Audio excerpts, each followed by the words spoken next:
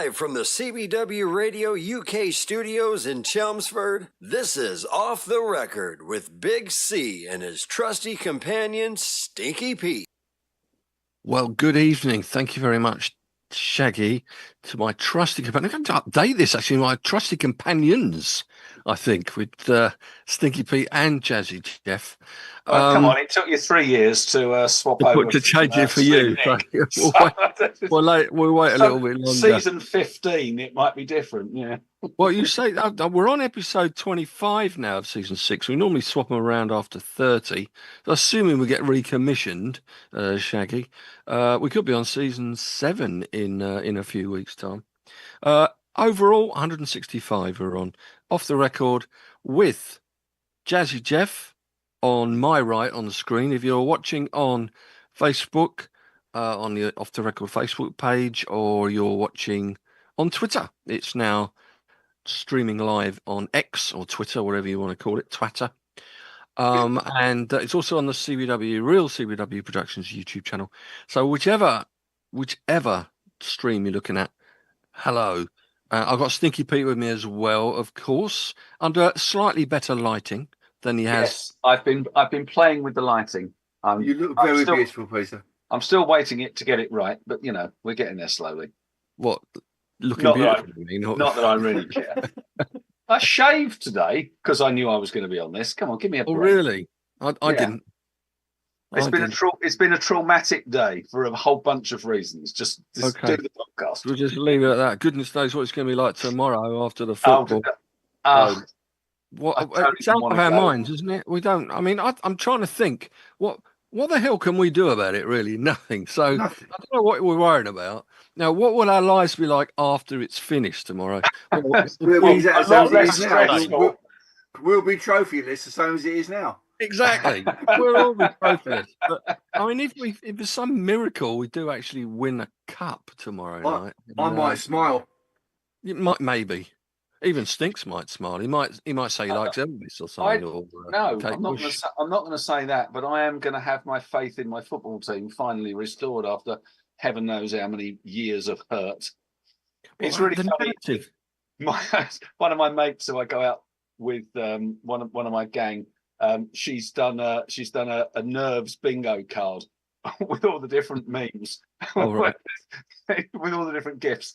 Some of them are brilliant. The one from what's it called? The tech nerds. What are they called? You watch it, Jeff. What's the Big Bang Theory? Yes, Big Bang Theory. The one where the bloke's breathing into the bag. That's the 9. It's just like every Tottenham fan. We're all hyperventilating. Oh yeah, I've seen that one. I've seen that one regularly. Yeah. Well, I don't know. What can you say? I mean, it's going to happen one day. It'd be nice if it's tomorrow. But the whole narrative will change. I wonder what the hell I'm going to feel like if one day we do actually win something, because it's a thrill in the chase, maybe. I don't know. We wonder what to do. The whole narrative changes. It does. The media, the fans. We become winners. Yeah, I mean, we're only the 6th most successful team in English football history, but people they just tend to ignore that because of the narrative. And the fact that we haven't won a trophy in 17 years. 17 years. But how many teams haven't won anything in 17 years? An awful lot. Exactly. It's because we have this high esteem for ourselves. Indeed. All right. Yeah. Well, I was thinking, I've been this century. I think I've attended 6 cup finals. Maybe is it 7 we've been in? And we lost the first one this century. That was against Blackburn at Cardiff. Yes. I think the one we've won. We played Chelsea. Yeah, we played City in the League Cup final. Lost that. Yeah. Played United in the League Cup final. Lost that. Yeah, and Chelsea in the League Cup final. Yeah, lost that too. I went to Madrid for the Champions League final in 2019, lost that. Yeah. And I mean, the fact that I didn't go to Bilbao tomorrow maybe shows my anticipation. I don't want to suffer the misery again. We deserve something. Don't we deserve something? So many of my friends are there. They've all, and I just go to them, why, you masochists? You could spend, 1,500 quid to go and be disappointed. Why would you do that? I can be disappointed hiding behind the sofa with earplugs and shooting heroin. It's about the. Sorry, in Madrid. Fill me because I'm not afraid with this. Do you need earplugs to shoot heroin? I'm just thinking of all of the things you could possibly do to avoid the pain and aggravation of what's going on the TV screen. Fortunately, I don't have TNT Sports, so I can't watch it anyway. I'll have to make the physical effort to go somewhere, and I don't think I can be asked. PMH is that pre-match heroin. Pre-match heroin. Yeah. If the players all did that, we might have a chance of winning. Well, let's forget about the football, shall we? Let's forget about the football. What are we here for? We're here to talk music as usual, and two experts on the field, in the field, I should say. I have Stinks and Jazzy Jeff, my trusty companions, even though you don't get a credit on the start yet, Jeff. We did Elvis last week, so one of the greatest, I'll say this with gritted teeth, just for Stinks, one of the greatest icons in music last week, to this week, one of the greatest songwriters, I think, that there have been, certainly in terms of pop music, pop rock music. One of Jazzy Jeff's, I think, favourites, all-time favourites. Absolutely up there at the very top. Okay, so my default person. Where does Paul Simon rank then, do you think, in terms of songwriters? For you, I mean, I'll tell you one thing. I've looked into Rolling Stone. I know we don't talk Rolling Stone, but they've got a top 100 songwriters of all time. And he's in the top 10, but only at number 8. Can you think of 7 that might be above him? Yeah, Paul McCartney. Correct. But I don't put Paul McCartney in the same boat as him anyway. So if you say they're both songwriters. Yes, I know, but everybody who writes a song is a songwriter. Quite. I don't think that. So I don't think they're the same kind of songwriter. It's like saying who's better, Paul Simon or Kirk Hammett, or whoever writes songs for Iron Maiden. It's a ridiculous. No one writes songs for Iron Maiden. No, exactly. It's a ridiculous. They just write a bunch of chords and say, "Play that loud." That's exactly my point. So I think we're talking about categorization of songwriter. Well, you'll have a hell of a lot of lists in Rolling Stone, and I know we do have a lot of lists on Rolling Stone there. Well, the other ones he had above, there's a couple of duos actually. Well, that's automatically not a songwriter, so you can write them off. Well, okay, so they've got Carole King and Jerry Goffin in there above Paul Simon. They've got, surprisingly, haven't got Bacharach and David. Maybe they just didn't consider them to be. But that's the whole point. Yeah, I mean, Jagger and Richards they've got in there, so we wouldn't include them. No. So individual songwriters. I've mentioned Paul McCartney at 2.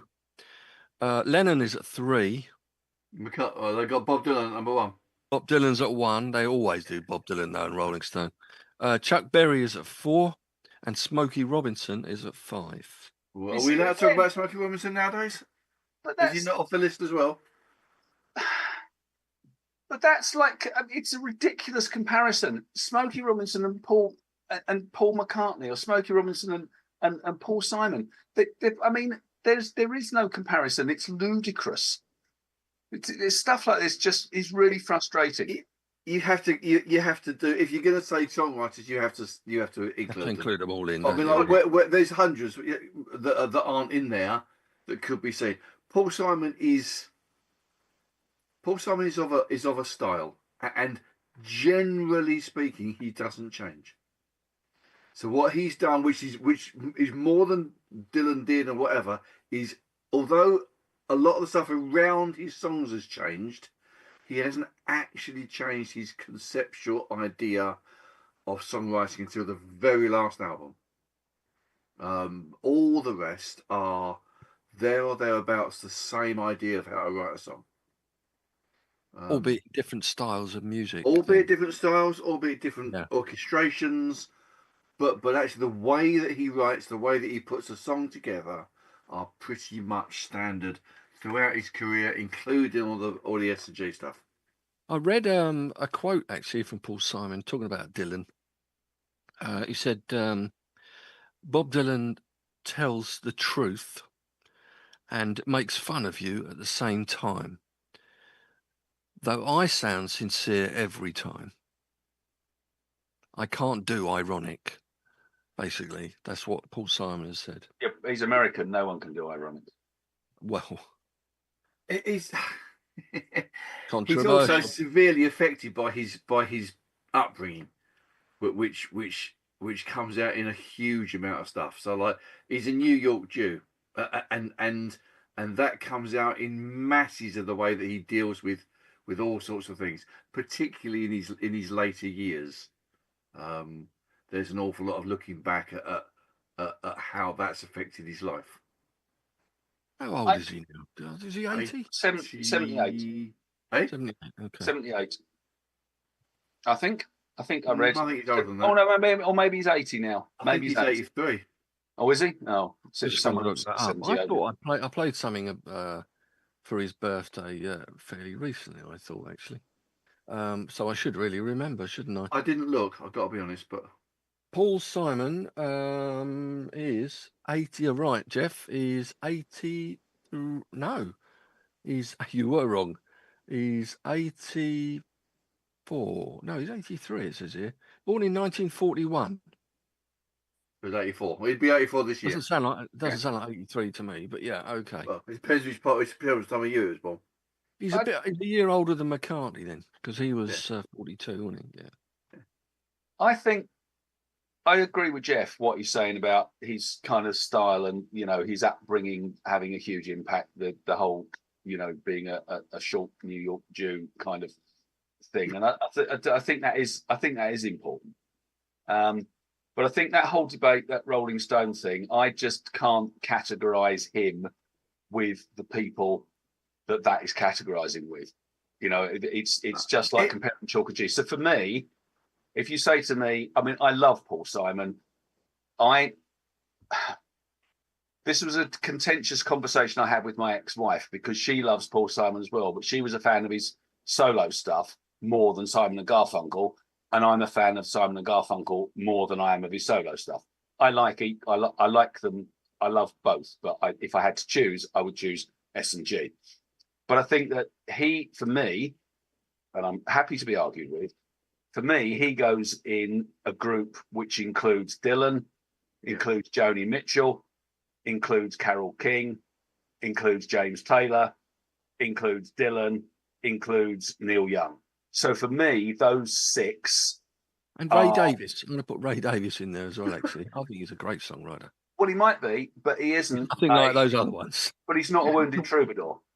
So for me, I'd put those six as the kind of, acoustic guitar, sitting on the guitar stool, doing their thing. Now they expanded into other things, and Paul Simon, all of the stuff we're going to talk about later.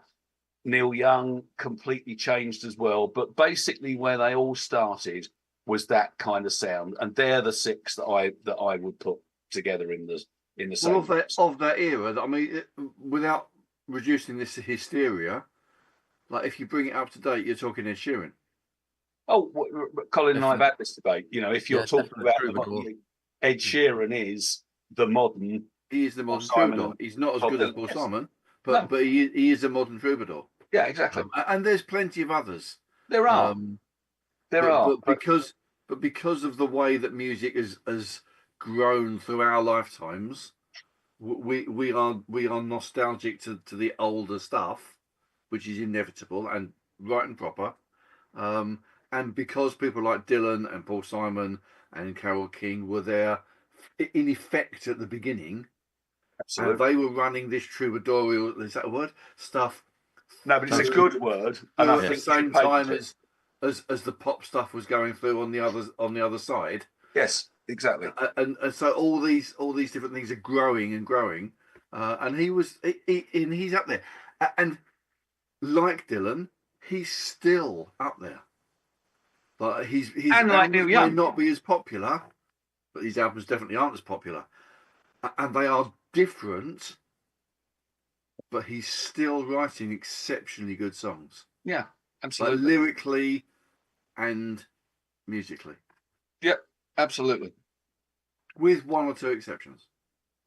As always with everyone, aren't there? Of course. If you've got a and his album catalogue's not huge, but if you've got a catalogue of songs as big as someone like Paul Simon has, you're gonna get some rip snorters in them, because you are. Well, like McCartney, in fact, in fairness, yeah. It's absolutely inevitable. I'm still of the view. I mean, the thing is, you couldn't have your six, Pete. There, you're talking about the Troubadours, of James Taylor, Paul Simon, Joni Mitchell, or whatever. Joni Mitchell, by the way, was number 9 on that list, I think. And I can't remember. Oh, Stevie Wonder, I think, was 10. But I suppose you wouldn't categorize. I might put Stevie Wonder in a basket with Smokey Robinson, but he's certainly. Why though? I mean, just because of the style of music. Yeah, essentially. it's completely different. It's not. I would. If you're talking, if you're doing a list, you can't have a list of like 6. You want a long list, don't you? Yeah, I agree. Yeah, okay. But that, for me, invalidates the list. That's why I hate the Rolling Stone lists, because the whole thing is invalid. It's like comparing any comparison, which is not a comparison. It's stupid, and they need to stop. They need to grow up and stop making silly lists. It's my final word on the matter. You tell them. You tell them. It's ridiculous. It's like having Kate Bush and Elvis on the same list. Or, well, I suppose they are on the same list for you. Or Madness. No. Madness. What's the other one? Madness? Oh, Queen. They're all on a list. All right, okay. Yeah, Jeff, you're talking about his solo albums. I counted 15 in total. 15 solo albums from 65, the first one. Yeah. Which everyone forgets about. 2017. Yeah. No, 2023. 7 Psalms. 2023, the 7 Palms. That must be the one Jeff was referring to earlier.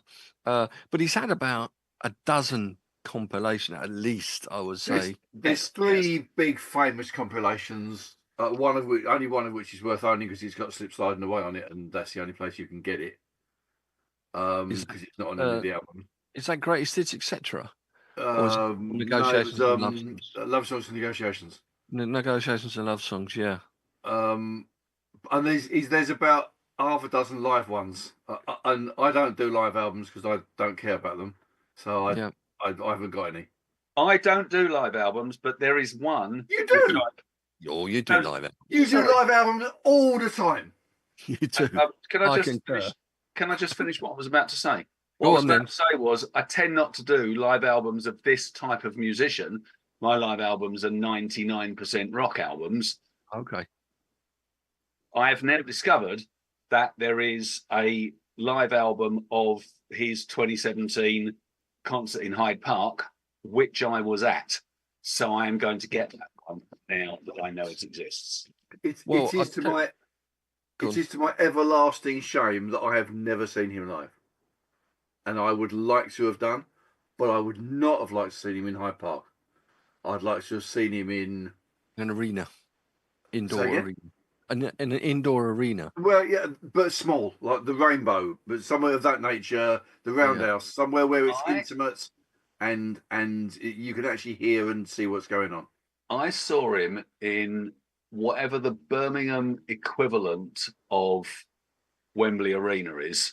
So I think is that the Birmingham? Yeah, maybe it was the NEC. So I saw him at the NEC, which I'll talk about later. But the reason for the Hyde Park thing was because it was the 30th anniversary of Graceland. So he played Graceland front to back with Jimmy Cliff. It was brilliant. So it didn't feel But he's this big, and you can't. No, he wasn't. I was right down the front. So he wasn't that big. He wasn't that big at all. This big then. I was right down the front. And he's only this big in the first place. That's the problem. Yeah, I was going to say he basically had to stand on a stool to be able to see above the microphone.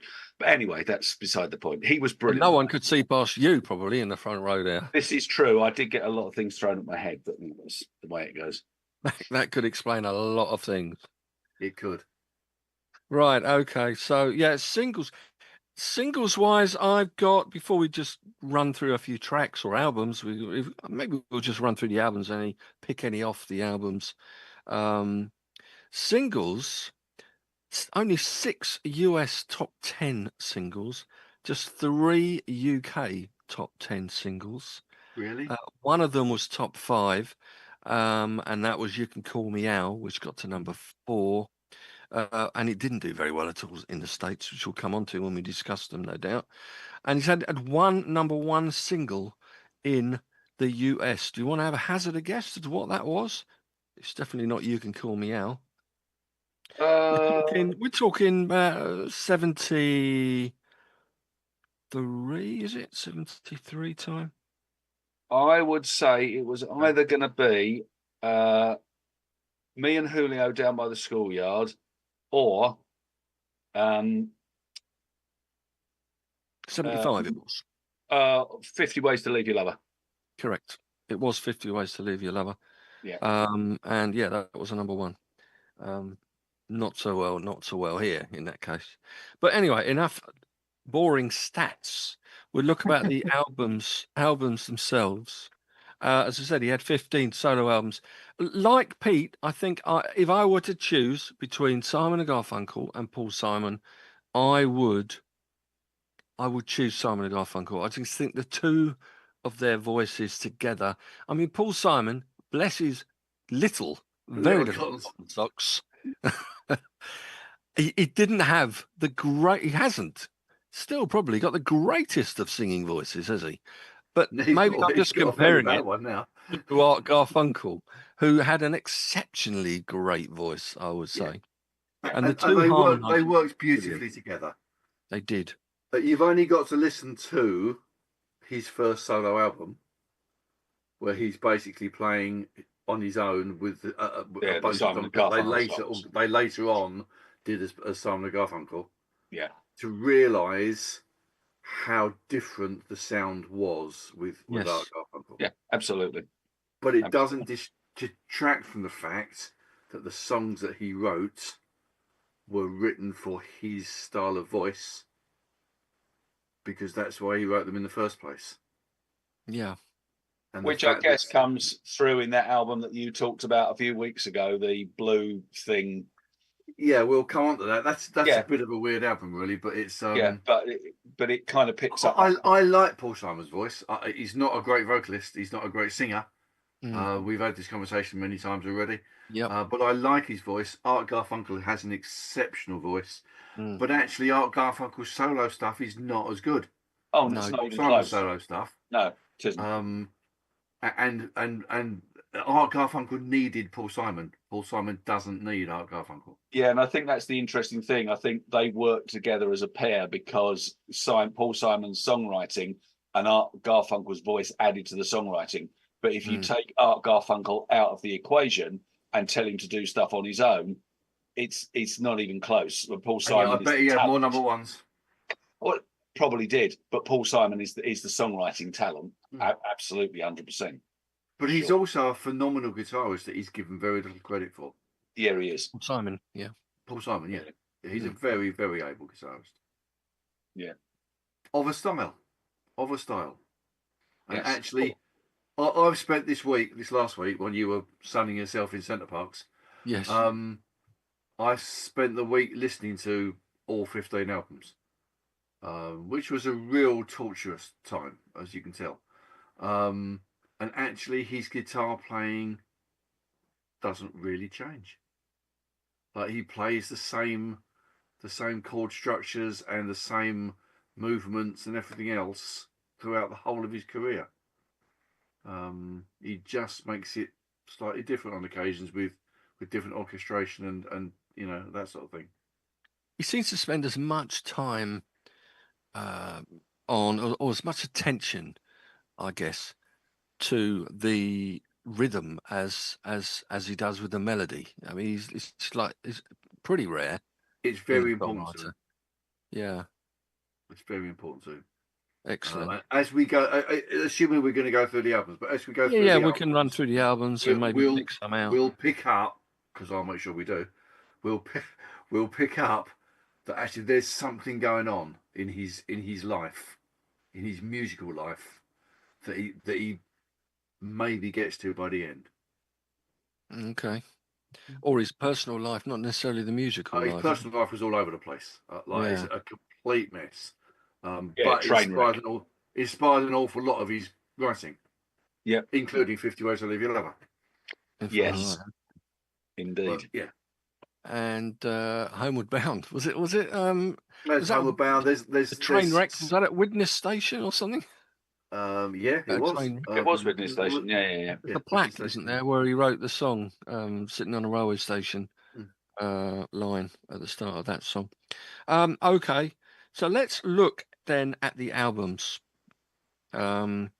Before we, I was going to say one thing before that. Yeah, Art Garfunkel. Did you say that he's had more number ones? I was thinking he might have done because he had Art Bright Eyes, Garfunkel or Paul Simon? Yeah, he had two number ones here.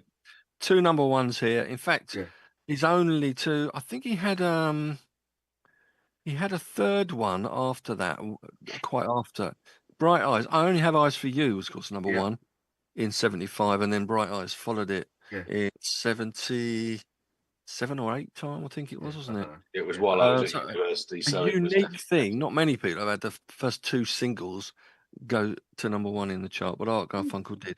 But of course, you correct me if I'm wrong, but Art Garfunkel didn't really write that much, did he? He didn't write anything, I don't think.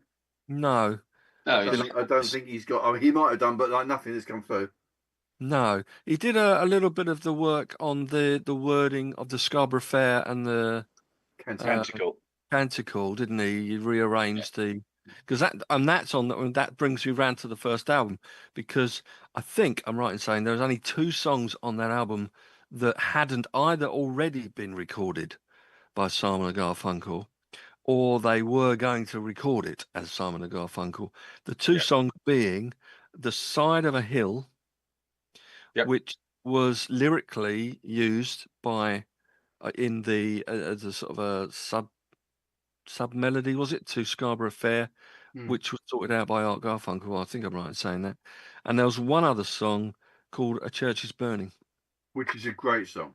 I thought, were they the 2 songs that were written by quote unquote Paul Kane? No, I don't think so. I've got. Which were the Paul Kane ones? None of them on the album are noted as Paul Kane. Right, okay. But there's a story here, because Paul Kane is Paul Simon's pseudonym. Yeah. And he did it because he was a fan of Citizen Kane. Citizen Kane, which was a wonderful film, to be fair. It was. But no, on the stuff that I was looking through, the 2 of the tracks are credited to Paul Kane.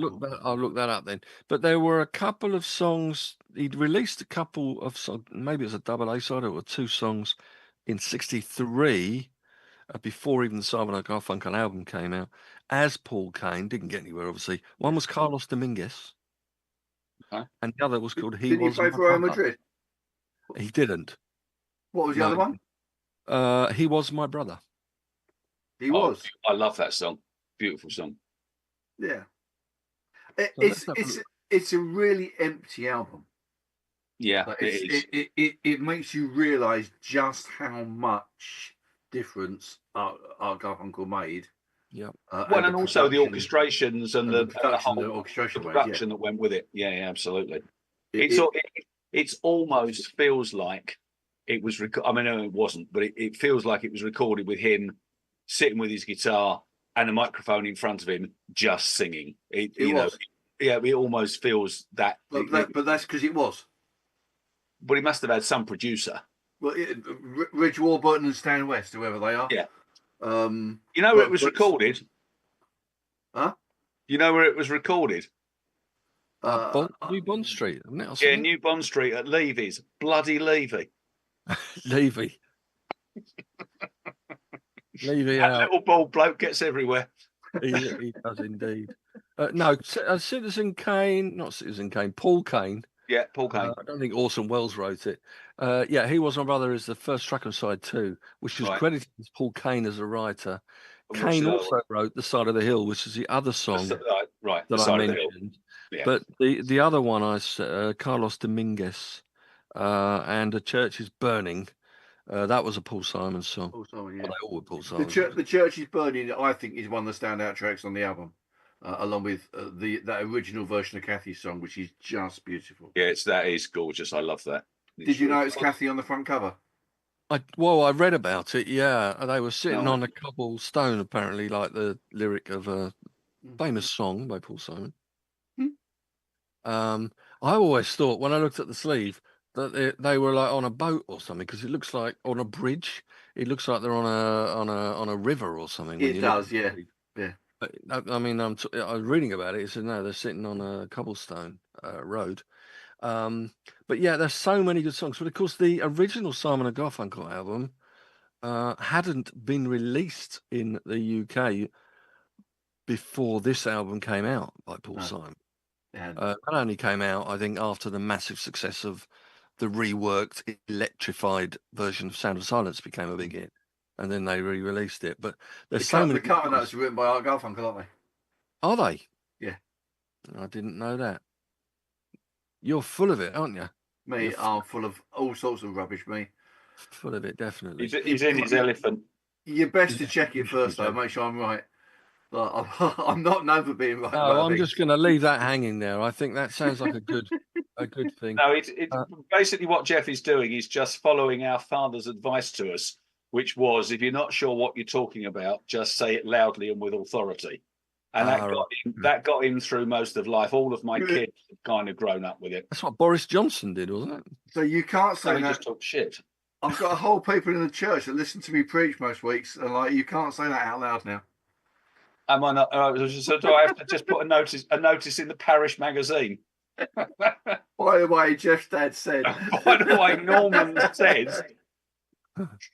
Well, I mean, there are 4 songs, I think 4, and I can look at 4 here. It looks like there are 4 songs that ended up on the Sound of Silence album, all of which are great songs. I mean, I Am a Rock isn't a bad song, to be fair. No. It's not one of my favourites. No, it's not one of my favourites, but I do like a couple of rarer songs. April Come She Will, I love. That's a gorgeous song. And I love also A Most Peculiar Man, even less common, I would say. Yeah. Another some of them ended. So some of them went on to later albums, because Patterns is on a later album. Yes. Flowers Never Bend is on a later album, from what I can remember. That's on Bookends, isn't it? The Simple Desultory Philippic is an awful version on the Paul Simon album. It's really it's desperately awful. But on the S&G album, songbook, brilliant. I love it. on the songbook, it's quite clearly a demo track album sort of thing, you know. The whole album has a demo sort of feel about it, doesn't it? So that's the one I was making. On an acoustic guitar. Yeah, it definitely does. Patterns was on Parsley, Sage, and all those spices. Yeah, that one. Okay, so have we chosen anything from that album in your 10? If you have got 10. I haven't chosen a 10. I've just gone through the albums and picked out songs I like. And ones okay. I had intended to pick a couple from each album for the radio show over the next 3 days, and you can pick the feathers out of it if you so choose. Okay, you're around tomorrow then? I'm in and out all week. It's a nightmare. Okay. Just we'll sort that out. We'll sort that out afterwards. No problem. So nothing necessarily for songbook. There are some. Well, I will pick a Church Is Burning, which I think is lovely. All right. Okay, that's cool. And I would pick, if I was going to choose one off that, I'd choose Kathy's song. Which was that? What was that on then? Kathy's song. That's on Sound of Silence. Sounds of Silence. Yeah. Sound of Silence as well. Okay. Good old Kathy. She did get a mention quite a lot, didn't she? She's still going. There was a photograph of her, wasn't there, on the news a little while ago. She's a school teacher in Wales or something, or a retired school teacher. She's because he met her over here, didn't he? When he was She comes from Basildon or somewhere. Oh right, Rick. Just down the road. She was Essex girl originally. With Billy Ricky Dickey around that sort of. With Billy Ricky Dickey. Oh, love that song. Okie dokie. On to the next album then. Oh, is her actually not Chitty still, presumably, I assume? Kathy No, Chitty. she's not. I don't think she's Kathy Chitty anymore. No, I think she's married and got rid of the Bang Bang. She's got. All right. Okay, on to, well, that's a long gap because that was in August 65, released here in the UK. Long gap. 1972. Simon and Garfunkel were no more. I think I'm right in saying I think he did at the same sort of time, Okay. didn't he? He When did Bridge Over Troubled Water come out? 71? 70. No. That was 70. 70. Yeah. 70 it came out, was number one. I think the Boxer might have come out a little bit before in 69. Boxer was 69, but it was the album. The album was 69, 70. Paul Simon didn't come out till 72. No. Right, well, the first album, a lot of people think is his debut solo album because it's self-titled, I guess, in 1972, came out in January. And I think already had at least one hit from it. A couple of classics on here. Whether or not I made my final 10, I wouldn't be surprised. At least one of them did. Mother and Child Reunion, his debut single. Which is not on my list at all. Oh, really? I mean, it's a great song, Yeah. but there's a lot better songs on the album. Okay. I think. What about then? What about you then, Pete? A Mother and Child Reunion fan? The three albums. So I haven't done the top 10. I've chosen the things I like off each album. So off that album, I like Mother and Child Reunion. My favourite is Duncan.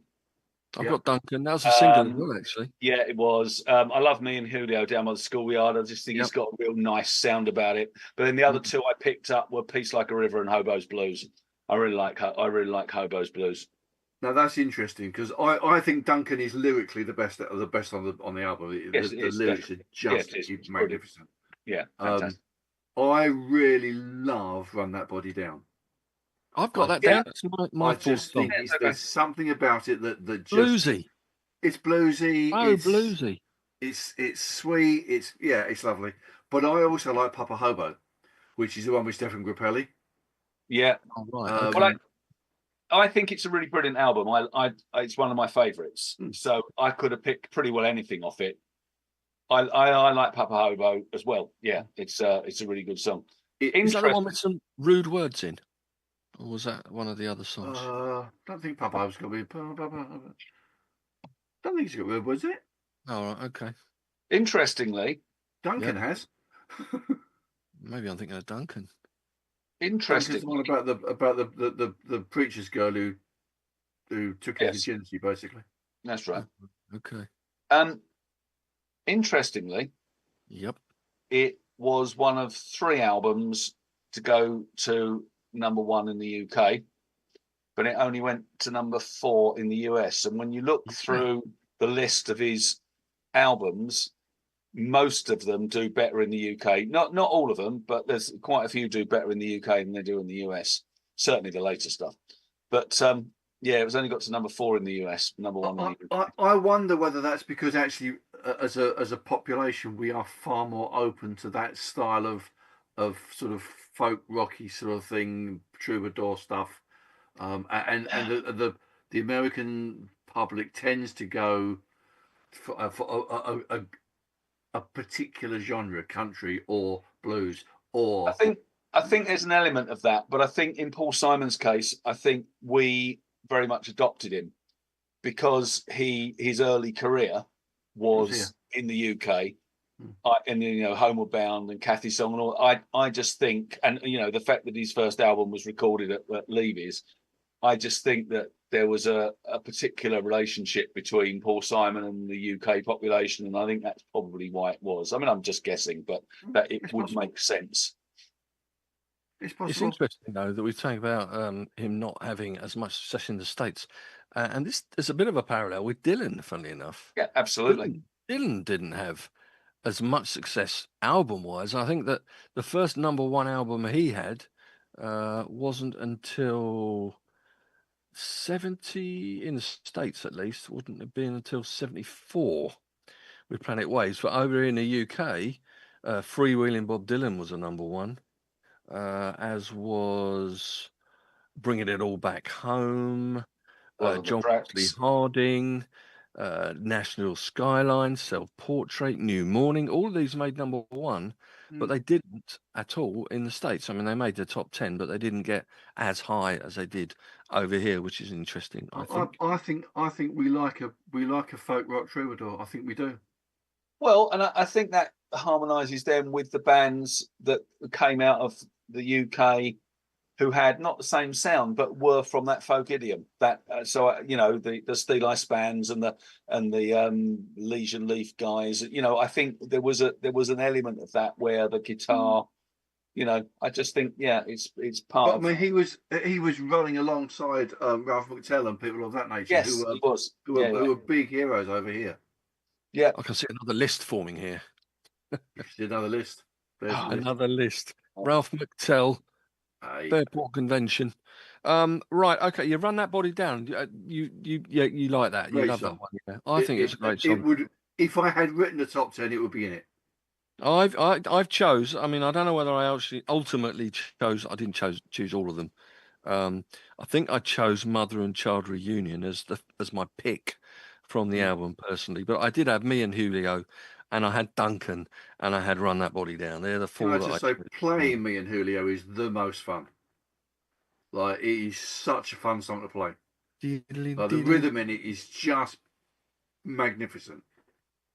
The other thing that's worth saying about this, just because it will come up again and again and again, is it's produced by Roy Halley. And Roy Halley will come up in Paul Simon's career time and time and as we go through, time and time and time and time. Are they easy to play, these Paul Simon songs? Yeah. No, they're really difficult. He writes in B flat most of the time, not all the time, but he writes in B flat and E flat.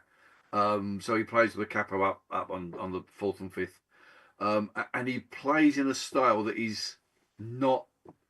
It's not a natural style. So when you get something like Julio, which is a natural style of guitar, it just makes it more fun to play. So there's very few people who will play a Paul Simon song the way that Paul Simon plays it. I've got a thumping great book this thick, and I can play most of them in a key that I can play in. I couldn't sing it in Paul Simon's key because they're ridiculously high. And I certainly couldn't figure the way he does. I can B flat singing. Oh, you can be flat singing. Yes. Can't we all? Indeed. No, they're not easy, and that's one of the joys of them. One of the joys of them is they're not easy songs. Like, but they sound as if they are. And I think that's part of his mastery. Trick. Yeah, because Julio is very sort of it's reggae-ish, really. Is it reggae-ish, sort of Jamaican style? It is. Yeah. It's probably more Hispanic, but yes. Maybe. Oh well, it's close. Well, it's the same thing, like Puerto Rico and all that. It's all. It is true. One of the differences between him and Neil Young, because a lot of the Neil Young stuff, if you take away the acoustic picky stuff, if you take his songs, a lot of them are just 3 or 4 chords. They're very easy to play. Singing like him is impossible. Why would you? But singing, in terms of Paul Simon's output, his stuff is much more difficult than a lot of Neil Young's. You wouldn't want to say, in a list of guitarists, would you have Paul Simon and Neil Young in the same list? No. Even though Paul Simon is a much better guitarist then, you think, than no, because they just play completely differently. Okay. Paul Simon never went down the route that Neil Young went down. That's why I think that they're the same at the start, but then they branch vastly differently. So anyway, we're not talking about lists, right? No, we're not. Moving on, 1973. Moving on. Unless you've got anything else on. No. Let's roll. Let's move on then to 73, his third album. There goes Rhyming if Simon. I'm wrong here, if you've got the numbers here as well, Stinks. But this one did do better in the US. It got to number 4. Yeah, number 4 in the UK, number 2 in the US. Sorry, 4 here and 2 in the US. 2 in the US. Goes Rhyming Simon. Another great album. I think overall, I think this is my favourite album. And it is overall my favourite album too. Why? Bar 1. Why? Well, for a start, I looked at it and thought, how many of these songs would I want to put in my favourite lists? And I look at Yeah. them, and there are more on this album than there are others. And I think agree. one of my... I agree with you. And because it's got 6 singles on that album. It has.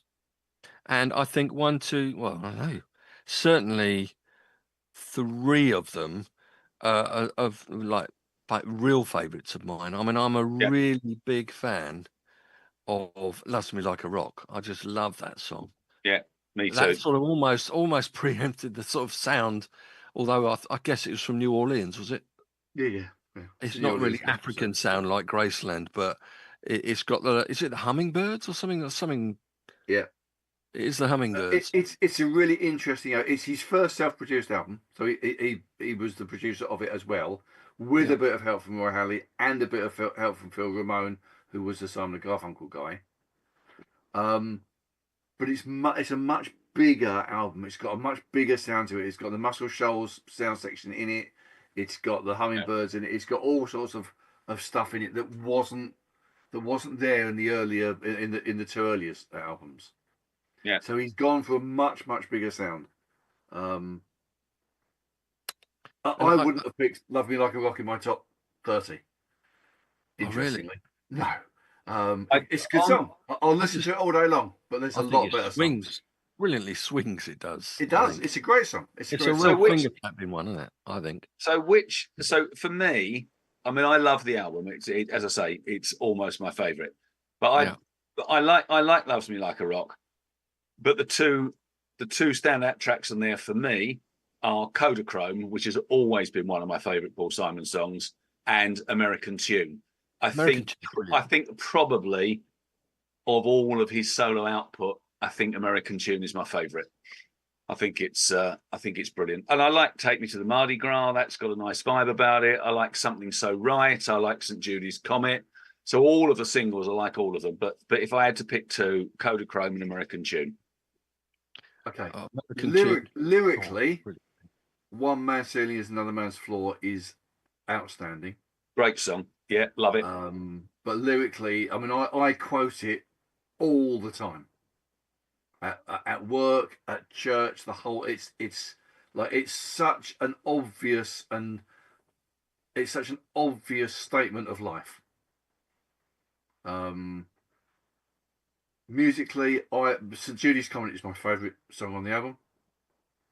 Yeah. "Something So Right" is actually maybe "Something So Right" is my favourite song on the album, and "St. Judy's Comet." Because if I was pinned against the wall and asked to pick a Paul Simon song, I would probably pick "Something So Right," because it's lyrically fantastic as well, and I just love the way that he plays it.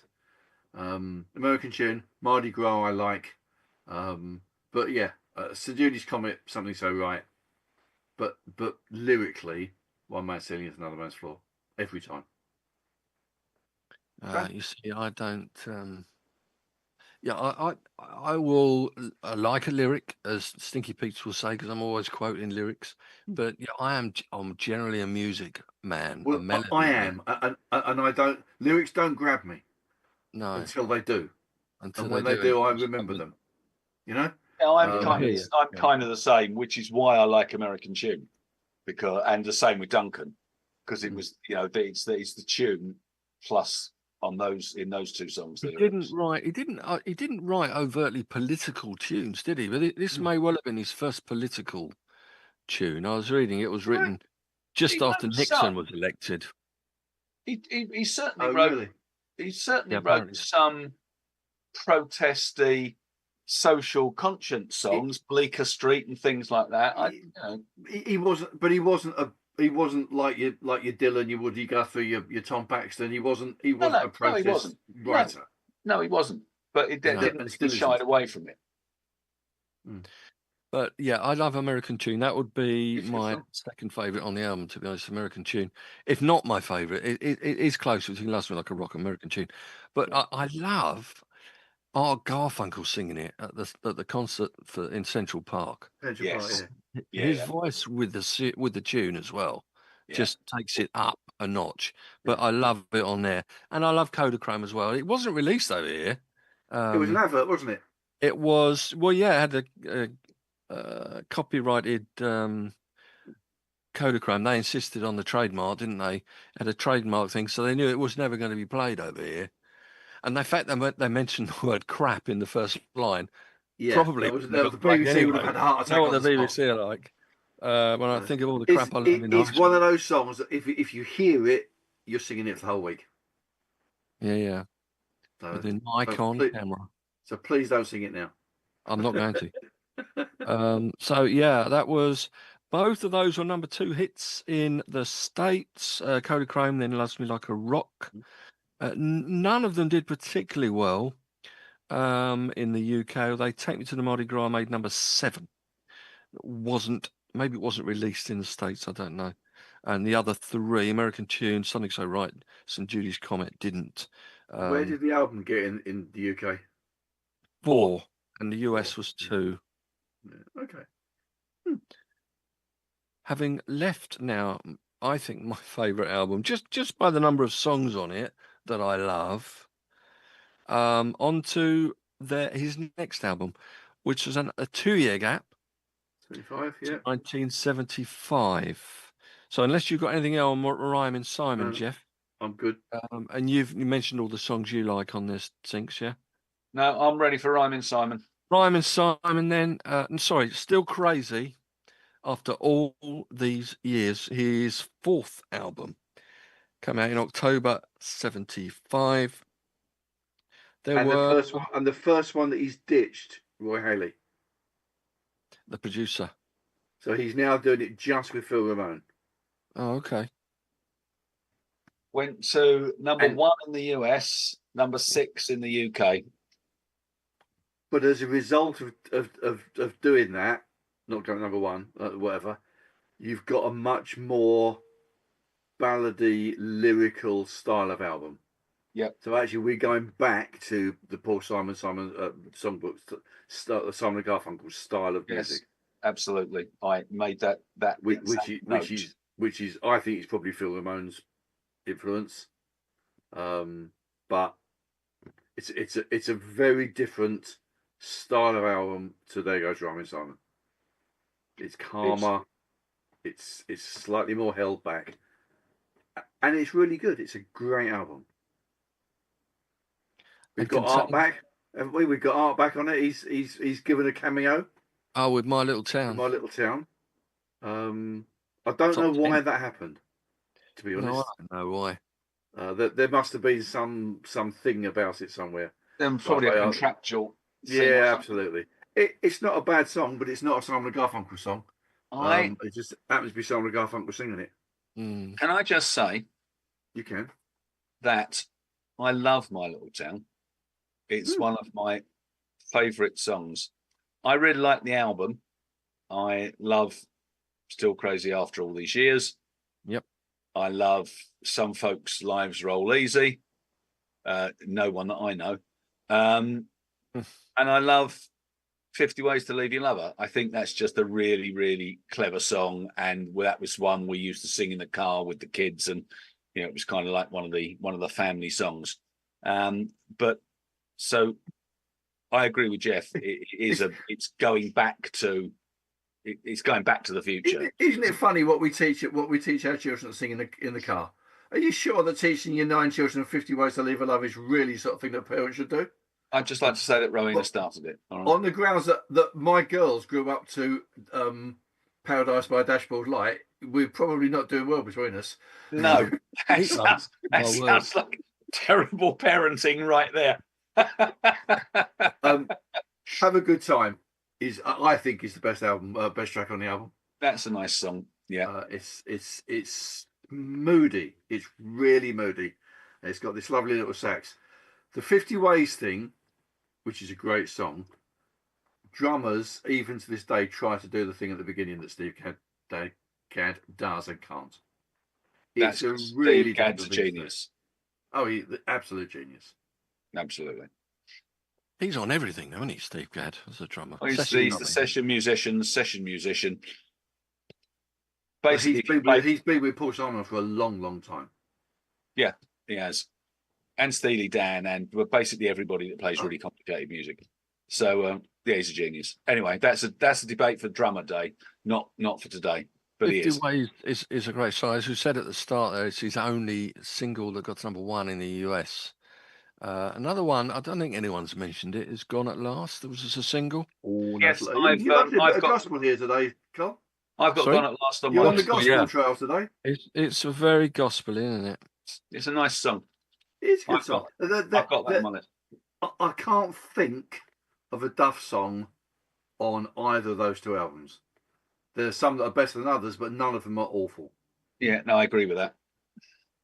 That song, Gone at Last, was co-credited to Phoebe Snow. Really? Yep. Who's Phoebe Snow? That'll be the co-songwriter with Paul Simon on Gone at Last. No, BB Snow is She's, BB King's Arctic brother. Very good. You just think of that one off the top of your He head. gave BB King the cold shoulder. Hey! So, boom. See what I did there. Phoebe Snow, yeah, she was a singer. She was a she. Well, that's ruined my joke. Yeah, it was. No, but it's still funny. Phoebe Snow was American roots music singer, songwriter, and guitarist. Excellent. Known for her hit 94 and 1975 songs, Poetry Man and Harpo's Blues. Wasn't that on Harpo's Blues? Wasn't that one of the other Paul Simon albums? No. Are you sure? No, but I'm pretty certain. We had a lot of blues. I'm going mad then, obviously. Pretty certain that there's no Harpo's Blues on any of his albums. Okay. Well, maybe there should have been. Then Perhaps they would have been better for it, I'm sure. We'd have known who Phoebe Snow was, then, wouldn't we? Yeah, that would probably do. Did BB King and BB Snow ever get together with BB Gun? I mean, this could run and run now. I'm in pun mode now. Stop this stupid podcast. Let's just pun. It's nothing like a good pun, always. So anyway. Maybe I'm thinking of Hobo's Blues. I don't know. There's a lot. Blues. Yeah, there's a number of blues. There's all sorts of different blues on different albums, but I don't think there's a Harpo's one. Not a Harpo's Blues. All right, okay. Maybe there's a Groucho's Blues. Maybe that's what I'm thinking of, or a I suspect that Paul Simon was a bit of a Groucho's Blues on a lot of them. Yeah, I suspect that is his nature, I'm afraid. All right, but not funny like Groucho. No, was Groucho funny? Oh well, it's debatable, isn't it? Huh? Would it be on a list of top comedians? Who knows? The Rolling Stone would probably put him on the list of all sorts of things. They probably would, yeah. If Rolling Stone do it, Richard Pryor, Eddie Murphy are going to be 1 and 2. Richard Pryor's hilarious. Yeah, he's was. Right, we digress. I think, I've mentioned all the ones I can mention on Still Crazy, 50 Ways, Gone at Last, My Little Town, and Still Crazy, which happen to be all the singles, to be honest. But, that's the way you are a singles man, Carl. I am a singles man, yeah. And I hate to say, but after Still Crazy, after all these years, I didn't find as many songs. So, Jeff, it'll be up to you to provide. I'm down for this, mate. I'm up it and down it. Yeah, excellent. So, Still Crazy was a #1 in the US album, and 50 Ways was a #1 single. 5 years after Still Crazy was released, his next album, which I understand is a soundtrack and a studio album. It's a soundtrack and studio album produced by him and Phil Ramone again. One Trick Pony. One Trick Pony. Awful film. Like awful film. Is it awful? It's awful. Are you not a fan, Jeff? He's not a fan. I couldn't watch it all the way through. It was awful. What's it basically about? Him and the band in the film. None of whom clearly are actors, and obviously so. So is this like? Hang on, no, stop. Is this like Paul Simon's version of Help or A Hard Day's Night? Well, I guess. Yeah. It sounds dreadful. No, it's not that good. Oh, it's worse than dreadful. Oh, yeah. Blimey. Okay. Anyway, then. But it's worth watching for the music if you can only watch it, but if you otherwise just listen to it on the CD or the disc or the vinyl. Okay, if you go to the sites that say rank Paul Simon's albums in order, this is always the bottom one. So everybody thinks this is the worst album. Well, Okay. This is the one that I chose for my desert island. yes, I was just about It to say. is Remember that? Yeah. my favourite of the Paul Simon albums, Ooh. I'll which ask is you what you interesting asked in us, itself. Jeff. Ah, Why? I'll why? ask you what you asked. What you asked Okay. us. Very, Why? very simply, absolutely stellar band, to quote Pete. So Richard T on keyboards, on Fender Rhodes generally, Stevie Gadd on bass, Tony Levine on Stevie Gadd on drums, Tony Levine on bass, and the one and only Eric Gale on guitar. He could And play. Eric Gale's guitar sound is so sexy and so smooth. And as a band, I would put them up there with one of the best backing bands ever, personally. Better than the Blockheads. It's I know good. It's you a commented. good comparison. The Blockheads are astounding, absolutely astounding musicians. Eric Gale out George Benson's George Benson. Yeah, he does. He plays differently, but yes, you're right. The good thing about the album is that there are no standout tracks. Like they are all Late in the evening. Late in the Evening was the single. Yeah. It's a very good track, but it's not any better than all the other ones. And none of them, in my opinion, none of them are any worse either. So I really like One Trick Pony itself, the song, and I really like Ace in the Hole, because I like the way that Richard T and Paul Simon sing together on it, separately Live. as a thing. But Both live, those two. Sorry to interrupt you. Both live, those two. They are both live, yeah. Live at the Agora Theatre and Ballroom at Cleveland, Ohio, in no less. I think you'll find actually that it's agora. Is it? Yes, because an agora is a Roman pot. I know this because we have a big statue of one in the centre of Dunstable. All right, smart ass. I'd just like to. Why is there a statue of a Roman pot in the centre of Dunstable? Because it's the only place that people can have a pee? It's a Roman town. Just don't right, go. Okay. Anyway, if you what don't about know, Marion? It's a great song. Yeah. If you don't know One Trick Pony, forget the fact that everyone thinks it's awful and listen to it because it isn't. And did I mention Eric Gale? You did. Several times. That's okay then. I just like it. It obviously hit me at a time of life. I don't know why, but it got me at a time, and it's just one of those albums that I go back to time and time and time again. Only got to number 17 in the UK, number 12 in the US. Yeah. But if it's on the list of albums that are terrible, then the following one did an awful lot worse. So that's interesting in and of itself. Absolute travesty. Shall we move on, Cole? Yeah, move on. Go on. Okay. Next 1983. 1983, Hearts and Bones. Yes. Okay. Produced by Paul Simon. Ray Haley is back. Some guy called Russ Tittleman, who I've never heard of, but there we go. And massive commercial flop. Okay, don't care. No, I don't. I'm just saying it was a massive. If you listen to the album,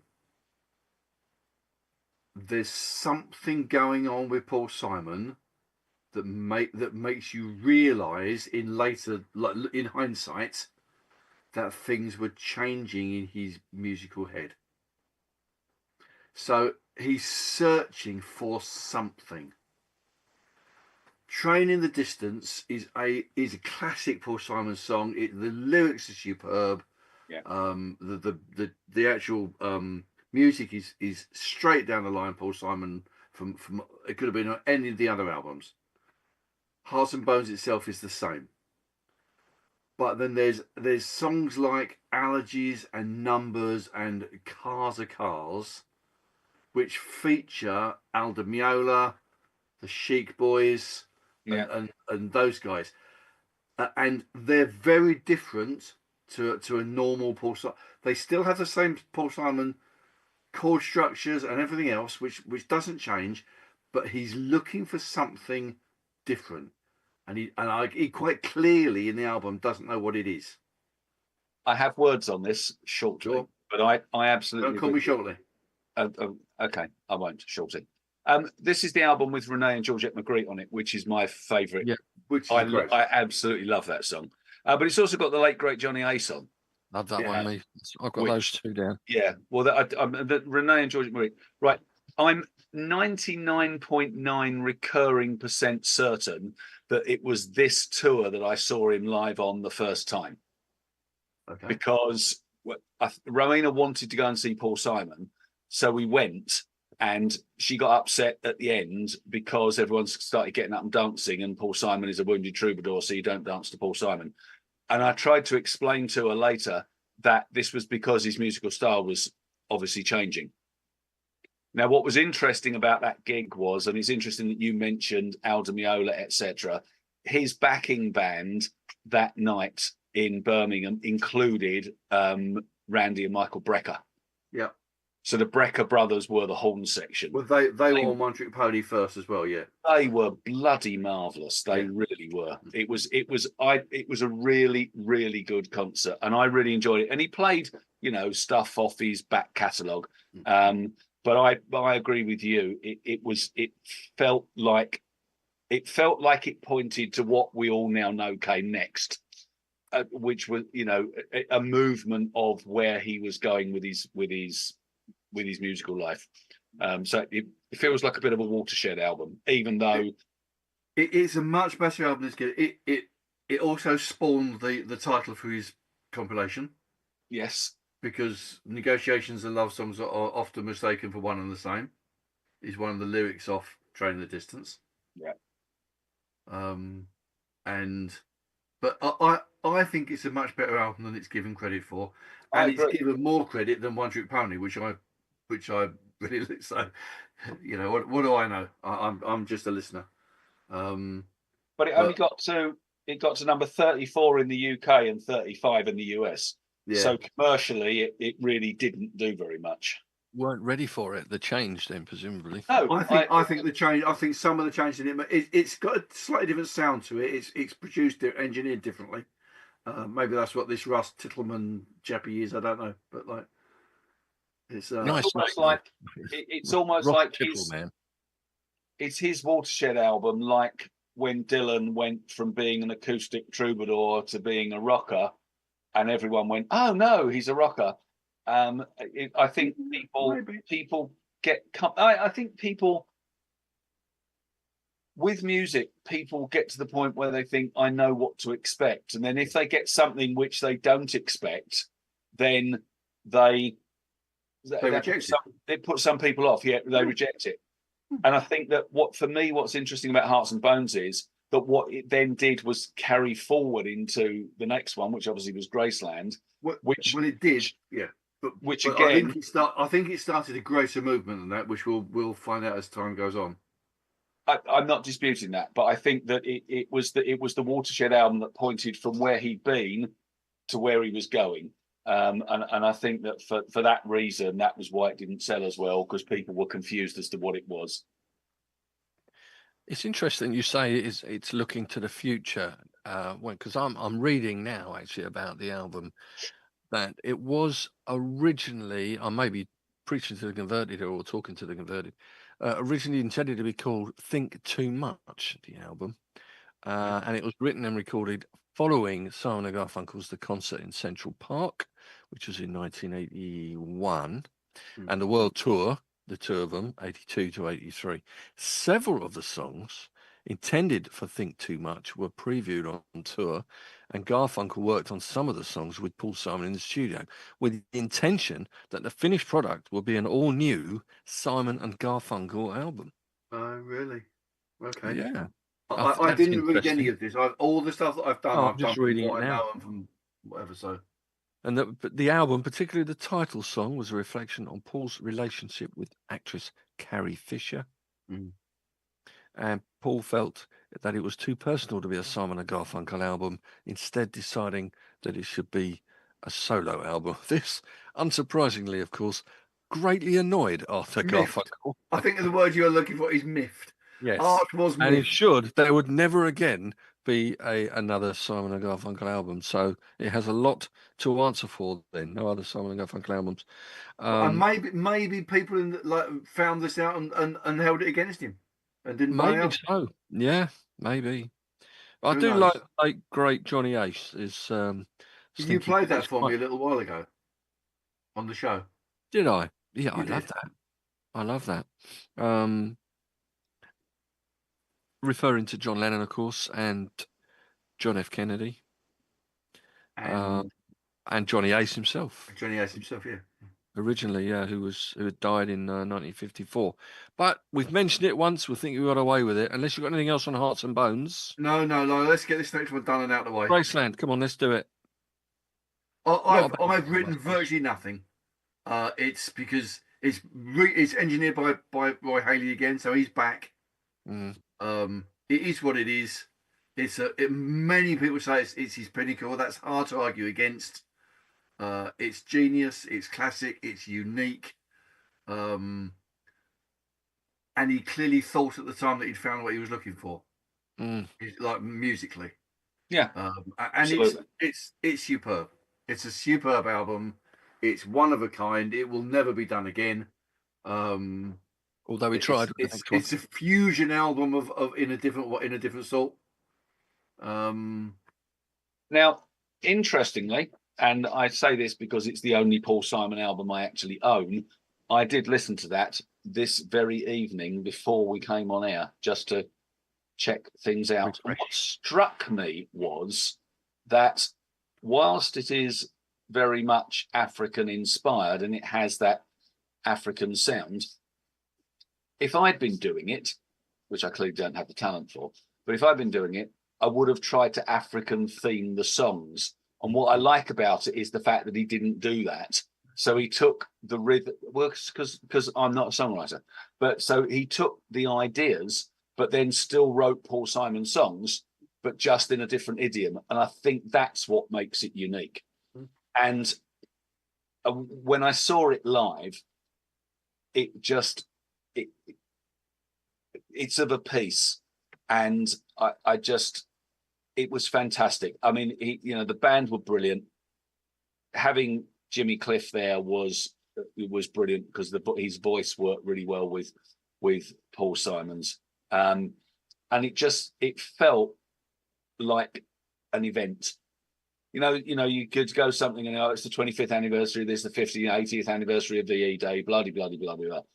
This felt, going and seeing it live felt like an event, because having loved the album when it came out, having then subsequently bought it relatively recently, that whole experience of being there for the playthrough of this iconic album, it was really special. And number one in the UK, number 3 in the US. There's only one track on the album I don't like. So we'll see if we can guess which one that is. There's one I don't like for a very particular reason. Oh, is it Graceland itself, by chance? No, I love Graceland. And I love the lyrics. I thought there's the Elvis connection. That's what got me. No, I love Graceland. I love You Can Call Me Al. I mean, I think You Can Call Me Al is just a Paul Simon classic. Yeah. Diamonds on the Soles of Her Shoes, Under African Skies, Boy in the Bubble, That Was Your Mother. I just think it's a brilliant album. There's one song which I listened to it again today, and I just thought, no, this really, really grates on me. Well, I'm reading them now. I can't think of one that I don't like. Well, okay. Well, the one I don't like is I Know What I Know. That's a great song. No, it's not. The first half of it is okay. Golly, okay. But then there is that awful screechy woman for the last 2 minutes. and it's an absolute, sounds like someone dragging their fingernails down a blackboard. And I had to go and put the rubbish out while it was on because it was driving me so nuts. And I've got it on vinyl, not on CD, so I couldn't pause it. So I really, really don't like that song. The rest of it, I love it. I think it's a wonderful album, but that song can't stand. He's got a co-writer, that song on there. There's co-writers on quite a lot of it, isn't there? Yeah, that's true. That's true. Does the co-writer say random screechy African? Screecher. Random screechy. Random screecher. Isn't it what's his face? Random Screecher won Eurovision this weekend, actually. Oh, don't go there. Do not go there. It was, wasn't it? It was like controlled screeching. Oh, no, he was a brilliant countertenor, but it was a horrible song. Yeah, okay, fair enough. Yeah, my favourite on the album, you've mentioned virtually all of them there, I think, actually. But I think I would go for Diamonds on the Soles of My Shoes. It's my favourite one. But obviously, You Can Call Me Out and Graceland itself. Yeah, it's just a great album. It's one with Linda Ronstadt on, actually. Linda Ronstadt's on something. Which one was that? I can't remember now. She's on one of them. And Los Lobos were also on. Yeah, Los Lobos. Being on it makes the whole album worthwhile, full stop. What with Linda Ronstadt? Yeah, absolutely. Right. Well, basically anything that Linda Ronstadt maybe it was does. Under African Skies. Under African Skies, maybe she was on. Everly Brothers on track 2. Everly Brothers on track. That's Graceland, isn't it? Yeah. And Linda Ronstadt. Where are you, Linda? Lead vocals on 7. So Under African Skies. Right. We've got Linda Ronstadt on. Yeah, well, and the Los Lobos guys seem to be on track 11, which is the last one. All Around the World, or The Myth of Fingerprints. Yeah. And since we're not talking about live albums, because there's too many in all the compilations, we're just talking about the other albums, I'm just going to mention again the Concert in Hyde Park live album. Did you go? Huh? Did you go? Yes, that was the second time. It was an event. I'm just going to throw it in there again because I think if we're talking Graceland, then Graceland Live has to be mentioned. It was a brilliant event. Good. What year was that? 2017. Oh, right. It's quite recently. Sorry, the album was 2017. The concert was 2016 because it was the 30th anniversary. Oh, okay. All right. Okay, so summer 2016. We can probably say about it on Graceland. I mean, actually, I remember it because it was the July after the Brexit vote, and I was still furious. When I got to Hyde Park, I was still angry. Hey, that was 7 years ago, and you're still furious.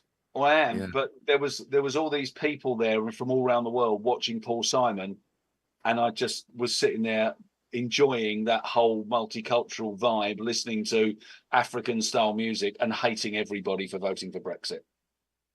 Fair dues, yeah. Fortunately, I think you're forgetting about the COVID 2 years, Jeff. I think the Brexit vote must have been more than 7 years ago. Was it 9? Yeah, Brexit was 2016. 2016, yeah. 2016. Yeah, my maths is wrong. Yeah. 2016. Anyway, right, so Graceland. Well, you say that it couldn't ever be repeated. He's kind of tried with the Rhythm of the Saints. I don't think he did. Oh, okay. I know what you mean, and I think that's why everyone. Okay, I've never liked Rhythm of the Saints until relatively recently, and I thought, I like Paul Simon. Why would I just write this album off because it's not Graceland? Not Graceland, yeah. And then I thought, I know why I write it off. And I write it off because the first track, which is Obvious Child, is good. Which is supposed to be the one that drags you in, is awful. Yeah, I like it. The Obvious Child. Yeah, I like it as well. It's okay. There you go. And it actually hurts. It's so intense on that rhythm that it hurts. So what I did was to skip it and play the rest of the album. And actually, the rest of the album, it's not Graceland's. It isn't, and nothing will be. No. But he's still searching for this ethnic rhythm, different sound sort of thing going on. But Proof is a good song. Cool, Cool Water is a good song. And no, it's not as good as most of the other ones that came before it. But actually, I think it suffered unfairly because it was the one that came after Graceland, and it isn't Graceland. Now, you see, this for me. This is interesting because I always wrote Rhythm of the Saints off as well. I bought it, and I don't have it anymore. That was one of the CDs that I left behind, because at the time I didn't like it overly much. I like you thought it ain't Graceland, and he's trying to do the same thing, Brazilian inspired as opposed to African inspired. But when I listened to it later, like much later, in the last 5 or 6 years, like you, I thought if you ignore Graceland, so if Graceland hadn't been recorded, then this stands up as a pretty fine body of work, and it does have that Brazilian sound to it. It's interesting what you say about The Obvious Child, because the reason I like The Obvious Child is having been to Brazil and having been to the football, the stadium in Brazil while we were there. That's exactly what it's like. Yeah, I couldn't. So actually, no, fine. I'm not saying you could, but what I'm saying is that it's very real to its where it comes from. And I think the more you listen to it, the better it is. And the interesting thing is that it got to number 1 in the UK again. Yeah. And it got to number 4 in the US. So Graceland was 1 and 3. Rhythm of the Saints was 1 and 4. Now that says that the record buying public either were fooled because they thought they were getting Graceland again, or it was a much better album than people say it is. And I like to think that's the latter. I think it's probably more the former, to be honest. Can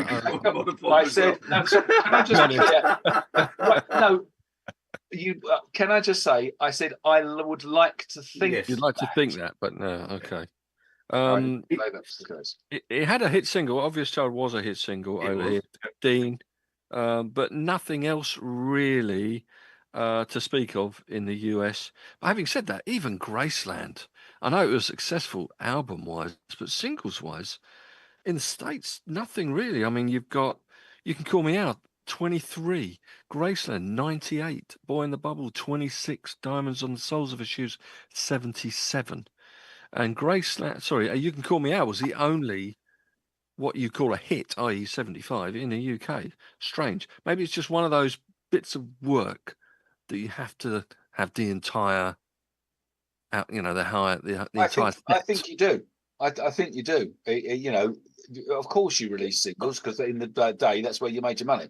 But it was of a piece, and Rhythm of the Saints is of a piece as well. I don't know. I'm not. I suspect that so many people bought Graceland as an album, there was no point buying the singles. Yeah, that probably. Now, whether that's because it should be listened to as a whole or not, I don't know. But my guess is it was number 1 album. Was it? I don't know. It was a number 1 album. Yeah, both are number 1 here. Number 3 was Graceland in the States. Number 4 was Rhythm of the Saints. But yeah, number 1s. You can get a lot of hits on albums. I mean, I don't know, some other album completely not on any of the same lists as Paul Simon, of course. Yeah. I mean, like Hysteria, Def Leppard. It's probably about 7 or 8 singles released on that, and they're all quite successful singles. Right. It does happen when you have. What about Thriller? That had loads of hits on it as well, didn't it? I think it did. Yeah. Maybe it's just Born in the USA. I don't know. Right. Shall we move on from the African and Brazilian sounding stuff? Now, do you have any? I mean, I haven't got a lot to say. Okay. Subsequent ones. I have got absolutely nothing to say whatsoever from songs from the Caveman, whatever it was. Cape Man, right down to Seven Psalms. I haven't listened to a single track off any of them, so I'm now going to go to sleep while you talk about it. Oh, Jeff is the expert on these things. We can summarise something a lot for these albums. I've got a few songs actually. I've got nothing from Songs from the Cape Man, which I think it's what it's called. There'll be a reason for that. Oh, it's no good. Okay, fair enough. I Well, didn't say that. Didn't do particularly well here. 83 it got to here and 42 in the States. I've got stuff with all of these. If you want me to run through them, just so Yeah, you go on. can. Have a swiftly get through. Okay, 1997, Songs from the Cape Man. It was written as a musical. I don't think it was ever performed, but it is written very clearly in musical theatre style at base level. It's descriptive, it's acted, and it's the story of the youngest person to be sentenced to death in New York State, which Paul Simon remembered as a child it happening. The music is all 1950s backgrounds, style, Puerto Rican, Brazilian. He was still using his African musicians. Yeah. But it's a bit of a mismatch, which is me being really polite. It doesn't actually work at any level. With Paul Simon using the F word 3 or 4 times in it, and it doesn't suit him. It doesn't suit the whole thing. Having said that, Bernadette and the Vampires Tour songs are okay. They're listenable too, but as a whole piece, I've tried to like it. I've played it 4, 5, 6 times and gone, yeah. If I never hear it again, it won't bother me. But I own it because it's part of the catalogue. You know. You took umbrage when I suggested it wasn't a good album. Because I think that's probably an overstatement of niceness. It's an awful album. You're the One. What about that one? I Am 2000. Yep. It's far more Paul Simon like. Top 20. Say again. Top 20, both here in the US. Really? Okay. Yep. He's still working with these African guys. He's still working with Steve Gadd. Sadly, it's quite a forgettable album. So a lot of the songs on it, there's some really good songs on it, but they're not the sort of things that are going to stick in your head, like American Tune, like St. Julia's Comet, like Duncan. They don't have those catches that just make you want to listen. But what's really interesting, we go on to what you said earlier, Pete. If you look at in the Blue Light album, which we'll come to in a minute, there's quite a lot of them from this album that he's taken and done again. So there was obviously something in it that he thought could have been better. Could have been better. Yeah, there's something more that I need to do with this. Let me give it another go. Having said that, Darling the Rain is worth a listen. Senorita with a Necklace of Tears is a nice song. And there's this really weird little song called Pigs, Sheep and Wolves, which actually he redoes on in the Blue Light as well. Which is again worth a listen. It's a good enough album, but it's very much an infill, hark back, but not quite as good. Right, Surprise, 2006 now. Okay. Produced by Paul Simon. Are you ready for this? Yeah. With quotes, sonic landscape, unquotes, whatever that means, by Brian Eno. Okay. Right. Okay. Paul Simon here is clearly still looking for what he can't find. And he's gone to the colour man to work out what it is. Okay? And it doesn't work either. It's a bit weird in places. There's some good songs on it, as there always is with Paul Simon. There's some very Paul Simon style songs, and then they just have this slightly odd and unnecessary stuff in them, which is Brian Eno doing what Brian Eno does, but he's obviously doing it at Paul Simon's behest because Paul Simon is looking for something that he still hasn't found. This is sounding more and more like a track by U2 with every moment that goes on now. Well, it's still hasn't found what he's looking for. He still hasn't found what he's fair enough. Yeah, okay. We got there. I will pick out Wartime Prayers is a nice song. Father and Daughter is a nice song. Another Galaxy is worth a listen to. But what Paul Simon is trying to do is find something that he can't find. Now, I don't know when he was born, but this is the year 2000, so he's probably our sort of age, you know? 1941. He was born in 41. 41, 41, okay, yeah. so he's I can't do the maths. 59, 60? Yeah, 59, 60. Yeah. Yeah. And if you, we'll come to it later, but if you listen back to what he says at the end, he's clearly still searching for something that he can't find. And I think that's what Brian Eno's input is about. It's a worthy album to listen to. If you've got 45 minutes, nothing better to do, pop it on. You'll go, oh, okay. Not bothered if I don't ever hear it again, but that was okay. Well, we got back in the top 10 with that one anyway. Did he? Number 4, That surprises me. See what I did there? Yeah, very good. Very good. For the album surprise, yeah, okay. And I've written down Father and Daughter. Father and Daughter was his last UK chart entry after 1990. Really? Yep. Single. Okay. Yeah. That's surprising. Okay, I didn't know that. So you clearly know as much as I do. Because 2011, So Beautiful, So What, Yep. is a great album. Like, it is back. It's his best post-Graceland album, without a doubt. Mm-hmm. It's back to the sort of ability of songwriting and everything else that was there, Rhyme Simon and Still Crazy and all that lot. It's and Hearts and Bones even. This is what I said about it. This is a man in full possession of all his gifts, looking at the comedy and beauty of life with clarity and the tenderness bought by time. Yeah, because he's 70 by now, isn't he? And who says that?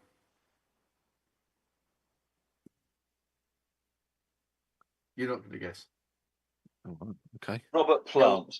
Elvis Costello. Elvis Costello. Okay. Oh, interesting. Now, maybe he's another one who we should have put in that list. But there we go, because he was a troubadour at heart. He was. Getting Ready for Christmas Day, which you played for me at Christmas, if you remember that. Love that one. Love that one. And Afterlife I've got written down as well. It's a banging. Afterlife is a good song. Questions for the Angels is lyrically superb. So Beautiful, So What is a good song, and Amulet, which I will pick tomorrow, is a guitar solo, and it's very, very beautiful. An instrumental. Okay. Okay. So it's a good album, and like, of all the ones post Graceland, if you listen to none of the others, listen to So Beautiful, So What. Okay. Well, Stranger to Stranger, which came out another 5 years later in 2016. We've only got 3 albums to just run through. That came out after In the Blue Light. Did you know that? Not according to what I've got written down here, but you might be wrong. 2016 and Blue Light 2018. I've got. No, they were both 2018. Strange. Anyway, doesn't matter. There you go. Yeah, back to number 1. He was with that one. Stranger. Yeah. Really? In the UK, number 3 in the US. So It went down well. But it's very electronic, isn't it? It's some Italian electronic dance artist, apparently, I was reading, which didn't. Okay, I don't know. I can't remember anything like that. There's one bit of it which I know I'm a bit obsessed by this, but I think it's a good album. It's not as good as So Beautiful or So What, but it's a good album. Okay, it's heavily influenced by this guy called Harry Partch, who I've never heard of. Nope, nor have I. Harry Partch apparently is a 20th century composer. Okay, which is not a good place to start, in my opinion, because 20th century classical composers are usually awful. Grizzly. But let's just do a bit of music here, which I'm sure. In a standard octave, there are 12 tones. 8 tones, 4 semitones. Harry Partch claims to hear 43 tones in an octave. Drugs. It must be. And Paul Simon is, and if you listen to it, there's a huge amount of just tiny, tiny movements, vocal movements, or musical movements where it's not a full semitone. It's literally just a slight bend of the string to get a slightly different minor bit of, and it's just, I think it's slightly too much, and I think it's getting to where he's always wanted to go, to find the sound that he can't hear. So it's a good album. It's okay. Werewolf, Straight Angel are both good songs. I will be tempted to avoid Insomniac's Lullaby, which is the one which is most influenced. But yeah, you know, it's but if you're feeling in need, then yeah. So duly noted. It isn't one of my favourites, but it clearly did better than I think it should have done. But In the Blue Light is one of your In the Blue Light's a great came album. out afterwards in 2018, according to my records. But Yeah, well, I think they were both 2018, but maybe I'm wrong. Okay. So again, Blue Light is produced by Roy Haley. He's still in there and he's still doing it. And it's reworkings. We've had this conversation before, and we've played a few, haven't we, on the show? Yeah. It's reworkings. It's reworkings of quite a lot of stuff, but I think there's 4 or 5 from You're the One. Where including Pigs and Dogs and Wolves, or whatever it's called. So whatever it was, yeah. There's one from Hearts and Bones, and he's reworked One Man's Ceiling as Another Man's Floor, which I thought was quite interesting. I like it. There are some very different reworkings on it. Some of them are more bluesy, some of them are more jazzy, some of them are just a little bit more ethnically based underneath. There's one or two that don't work at all, where he's kept the same meter for the song, but it just doesn't quite fit the rhythm that he's got going. But basically, I think it's a nice album. And as he says in it, it's great to have the opportunity in later life to redo what you've done as a younger man. Yeah. Wouldn't we all like that? Yes. Most of it, to be honest. So yeah. Okay.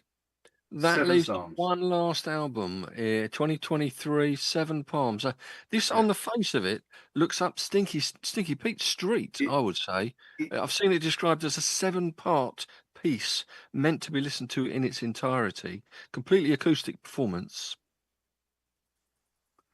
It is. It's a folk concept album.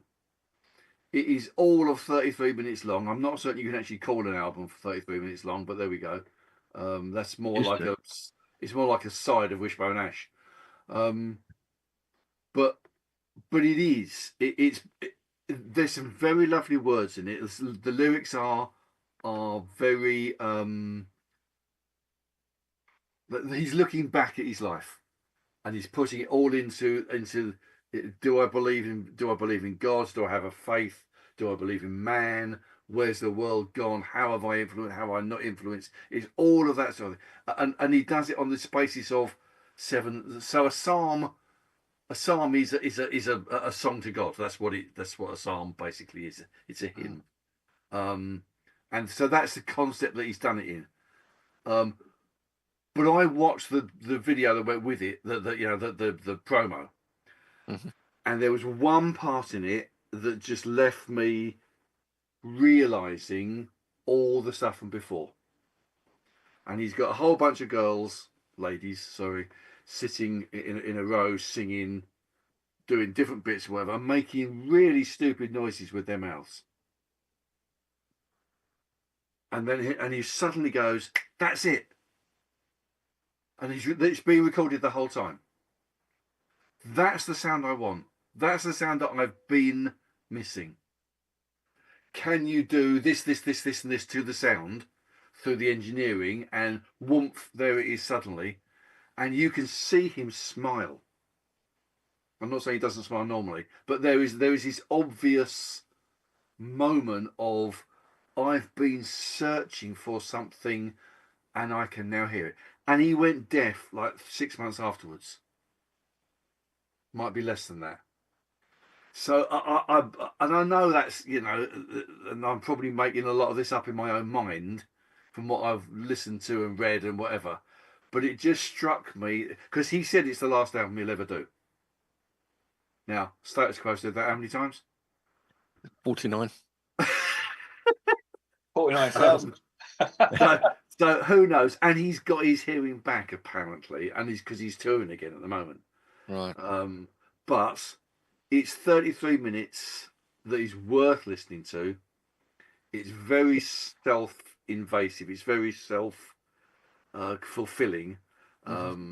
You don't want to listen to it doing 90 up the motorway because it's breaking the speed limit, and that's not allowed. No. But you do want to listen to it at 10 o'clock at night, you know, and just let it sort of take you to bed. It's a lovely album, and if you're going to sign off from the career that he's had, lyrically he's done it perfectly, and musically he's done what he wanted to do. So okay.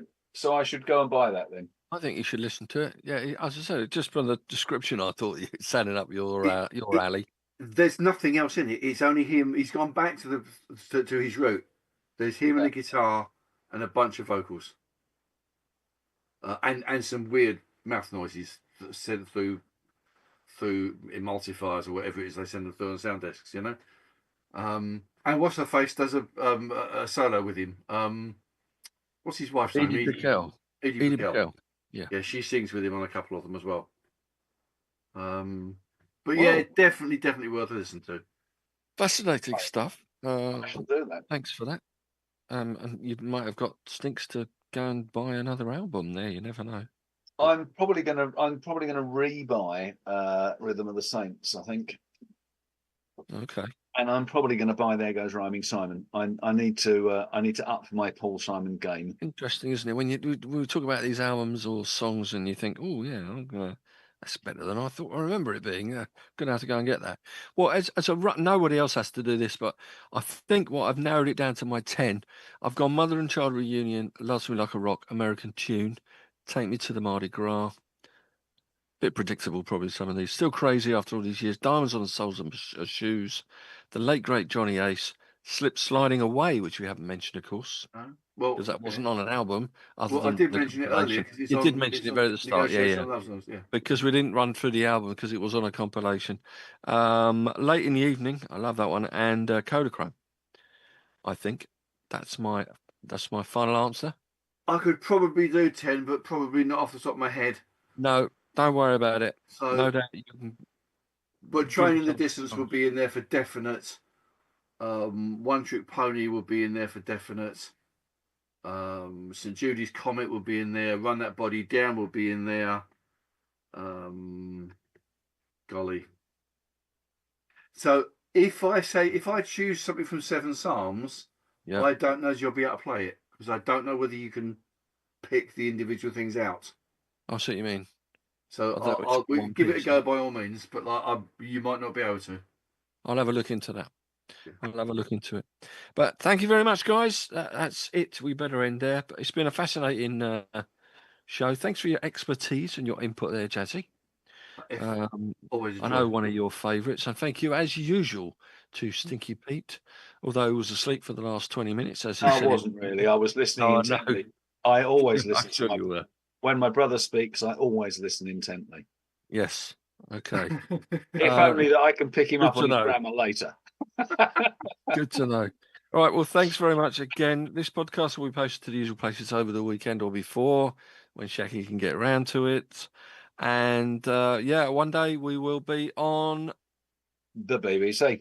BBC if we're not banned for saying the word crap on the show and using a trademarked song title of Kodachrome.